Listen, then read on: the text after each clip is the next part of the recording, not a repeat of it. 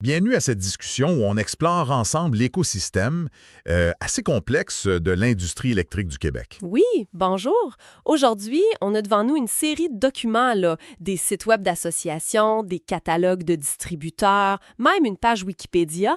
L'idée, c'est de comprendre qui fait quoi. Exactement. Qui organise, qui fournit. Notre but, avec toutes ces sources différentes, c'est de sortir l'essentiel, d'avoir une image claire de comment ça fonctionne, ce secteur-là qui bouge tout le temps. Mhm. Alors, on commence par ceux qui organisent, qui structurent un peu le tout, les associations. On a d'abord l'AIQ, l'Association de l'industrie électrique du Québec. C'est quoi son rôle principal, d'après ce qu'on a lu? L'IQ, sa mission, c'est assez large en fait, c'est de promouvoir un climat d'affaires favorable OK. pour tout l'écosystème électrique québécois. Mhm. Puis, ce qui est intéressant, c'est qu'il se place vraiment dans le contexte de la transition énergétique mondiale. Ah oui, c'est mentionné clairement, oui, très clairement. Leur vision, c'est ambitieuse, faire du Québec un carrefour d'innovation mondiale. Wow. Spécifiquement pour l'énergie électrique verte, puis son utilisation intelligente. Tu sais, il y a une vraie volonté de positionner le Québec à l'international. OK, je vois. Puis il faut savoir, c'est pas nouveau comme organisation, là. Ça remonte à loin, 1916. C'était le Club d'électricité de Montréal à l'époque. Ah oui, quand même. Oui.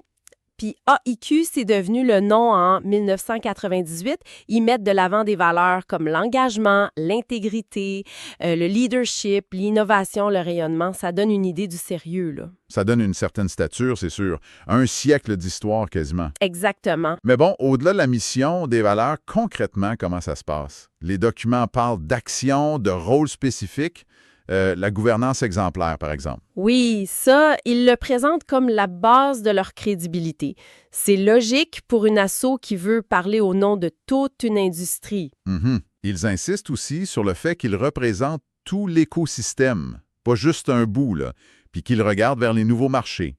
Il y a une orientation claire vers l'extérieur, vers l'exportation. Donc, ils essaient de regrouper les joueurs forts, surtout dans le vert, pour aller à l'international. C'est ça. Rassembler les entreprises leaders dans l'exportation verte, c'est un de leurs axes. Intéressant. Quoi d'autre comme rôle? Ils se voient aussi comme une grappe industrielle innovante. Le but, créer de la richesse collective. Puis un point super important qui ressort, c'est leur rôle de passerelle. Une passerelle entre qui et qui? Entre l'industrie, le monde de l'enseignement, école, cégep, université, puis la recherche. Ça, c'est clé pour l'innovation, mais aussi pour la main-d'œuvre de demain, tu sais. Oui, absolument. S'assurer d'avoir les bonnes personnes formées. Et j'ai lu aussi qu'ils sont reconnus par les gouvernements. Oui, pour leur focus sur le développement économique, cette longue histoire, ça aide sûrement à avoir une voix qui porte. Mais comme tu disais, ils ne sont pas seuls à organiser le secteur, hein? Il y a d'autres joueurs. Exactement. Comment l'AIQ s'insère là-dedans? On parle aussi d'Électro-Fédération Canada, EFC. Oui, Électro-Fédération Canada, puis plus spécifiquement ESC Québec, leur division ici. Et là, il y a une nuance intéressante dans le rôle, je trouve. Ah oui? Laquelle? Si l'AIQE regarde beaucoup vers l'extérieur, transition globale, exportation, innovation mondiale, EFC Québec semble plus concentré sur le tissu interne de l'industrie au Québec. OK, plus local. Exact. Leur but, c'est de créer une communauté dynamique où les membres peuvent échanger, réseauter, s'informer sur les enjeux, les tendances, mais vraiment au niveau régional. C'est plus axé sur la cohésion interne, l'info pratique. Ah, je vois la différence. C'est complémentaire, finalement. Tout à fait. Deux angles différents, mais les deux sont nécessaires. Puis concrètement, EFC Québec, qu'est-ce qu'ils font? Les sources donnent pas mal d'exemples. Oui, c'est très concret. Ils organisent des réunions régulières pour le réseautage, l'apprentissage. De classiques tournois de golf, j'imagine. Ah, le voilà, tournoi de golf au printemps, oui. Mais aussi 2 réceptions des fêtes, Montréal et Québec, pour couvrir la province, une activité d'automne, des ateliers de développement des affaires. Ça bouge pas mal. Ça semble créer beaucoup d'occasions de se rencontrer. Puis pour la relève, un gros enjeu partout. Oui, ils mettent l'accent là-dessus, visiblement. Ils ont le réseau des jeunes professionnels, le RJP, pour les moins de 40 ans. OK. Et ça fait quoi, ce RJP? Mais ils ont leurs propres activités, du social pour créer des liens, de la bienfaisance pour l'engagement, puis du développement professionnel pour outiller la prochaine génération. C'est bien pensé, hein, pour assurer la suite. C'est structuré. Et ils sont aussi commanditaires du salon MCEE. C'est quoi ça? Le MCE, c'est Mechanics, Climatex, électricité, éclairage. Un gros salon professionnel aux 2 ans. Apparemment, ça attire plus de 6000 personnes de l'industrie. Ah oui, c'est majeur comme événement. Exact. Fait qu'être commanditaire principal, ça leur donne une grosse visibilité. Ça renforce leur rôle de rassembleur. Une belle vitrine. Puis cette histoire de tournée des écoles, Ah, ça semble directement lié à la main-d'œuvre. tout à fait. C'est très ciblé. Des membres de FC vont visiter les écoles de métiers, les cégeps avec les bonnes formations. Pour vendre les carrières du secteur, finalement. Exactement. Présenter les possibilités, intéresser les jeunes, puis essayer d'attirer du sang neuf. C'est une réponse directe aux défis de recrutement, là. OK.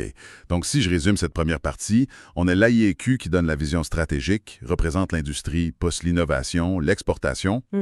Puis FC Québec, qui anime la communauté ici, favorise les contacts, puis s'occupe beaucoup de la relève et de la main-d'œuvre. C'est pas mal ça. C'est une très bonne synthèse. L'AIQ a aussi son répertoire de membres en ligne. C'est pratique, même si c'est basé sur le volontariat pour l'affichage, là. Mais oui, ce sont les 2 grands organisateurs qui ressortent. Bon, on a vu les architectes, les animateurs, mais l'industrie, ça prend du matériel, des produits. Qui fournit tout ça? Les distributeurs, Guilvin International, on dit que c'est l'un des plus gros distributeurs de matériel électrique au Canada. Ça donne une idée. Absolument. Puis, ce qui frappe tout de suite avec Guilvin, c'est l'ampleur du catalogue. C'est énorme.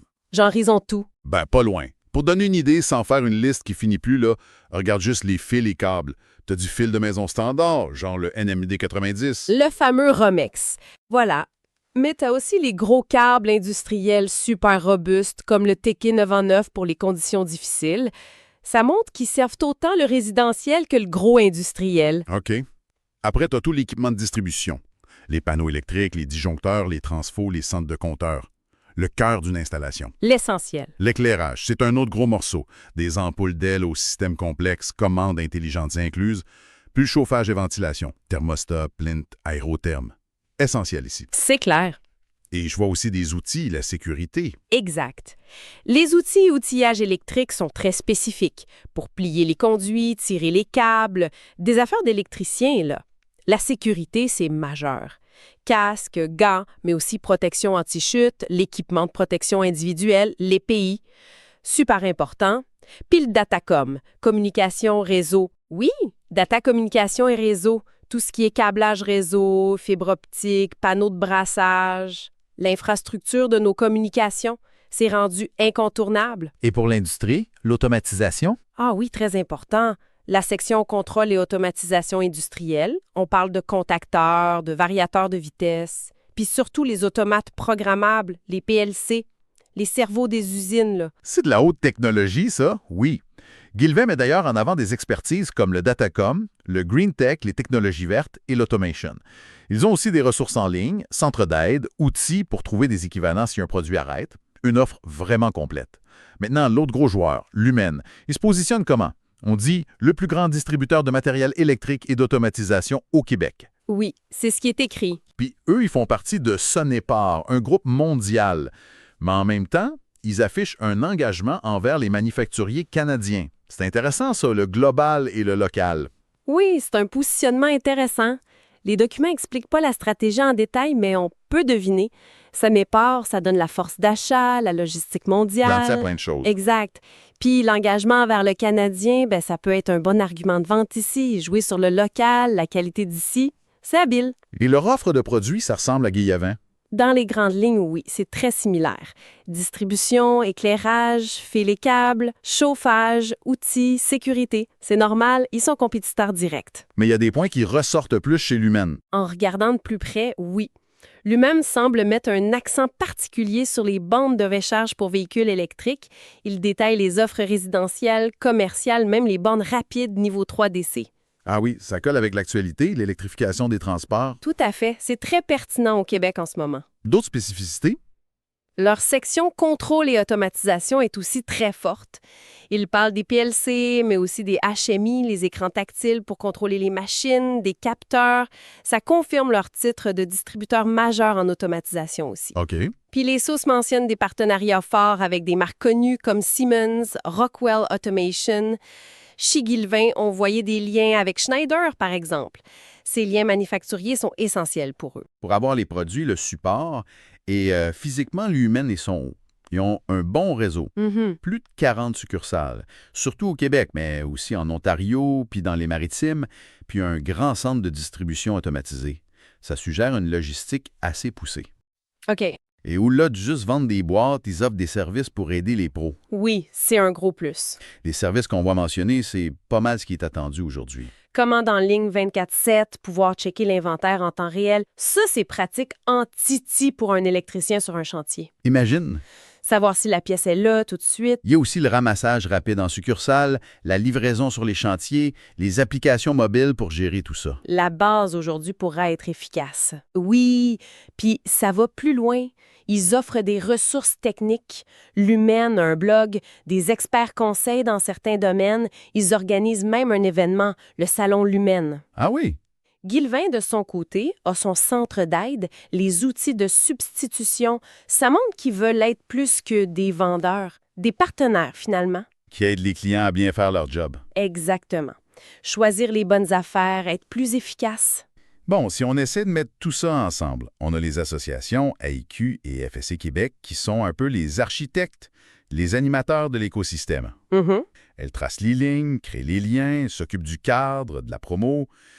Puis de l'autre côté, Guilvin et Lumen, les gros distributeurs, c'est eux qui amènent les briques, le matériel concret. C'est une bonne image, oui. Puis l'interaction entre les deux est super importante. Les associations comme l'AIQ et EFC Québec créent l'environnement. L'AIQ pousse l'innovation, la transition énergétique, l'exportation verte. La vision globale. Oui. Puis EFC s'attaque aux enjeux de main-d'œuvre, de relève avec la tournée des écoles, le RGP.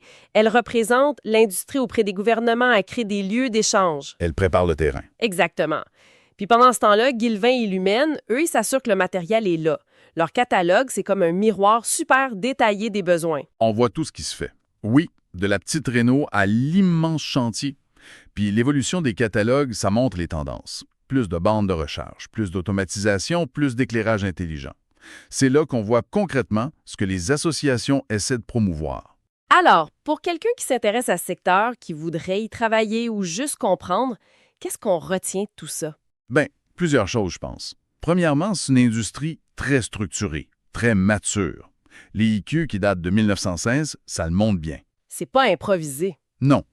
Deuxièmement, c'est un écosystème avec des racines locales fortes. L'engagement de l'humain envers les marques d'ici, la présence physique des distributeurs, le focus régional des SC Québec. Très ancré au Québec. Les ambitions d'exportation de l'AIQ, c'est pas isolé pantoute. Local et global en même temps. Exactement. Puis troisièmement, et c'est peut-être le plus important, c'est pas un secteur qui dort. Ça bouge beaucoup. La transition énergétique, c'est pas juste des mots pour eux. Ça se voit dans les actions, les produits. Oui, l'innovation technologique, elle est partout. Puis l'enjeu des talents, de la main-d'œuvre, c'est pris au sérieux. Fait que comprendre qui sont l'AIQ, EFC Québec, Guy Lévin, Lumen, c'est comprendre les moteurs de ces changements au Québec. Excellent. Donc, pour résumer notre discussion, on a vu les organisations clés AIQ pour la stratégie, la représentation, EFC Québec pour animer la communauté puis la relève. Mhm. On a exploré les grands distributeurs, Guy Lévin et Lumen, qui fournissent une gamme de produits incroyables et des services essentiels. Ça nous a permis de saisir la structure, l'histoire, l'étendue de l'offre, puis les focus actuels. Innovation vers talent. C'est bien résumé. Et juste pour laisser une dernière pensée. Quand on voit d'un côté l'accent mis par l'AIQ sur l'innovation, l'énergie verte, la transition, même l'exportation, ouais.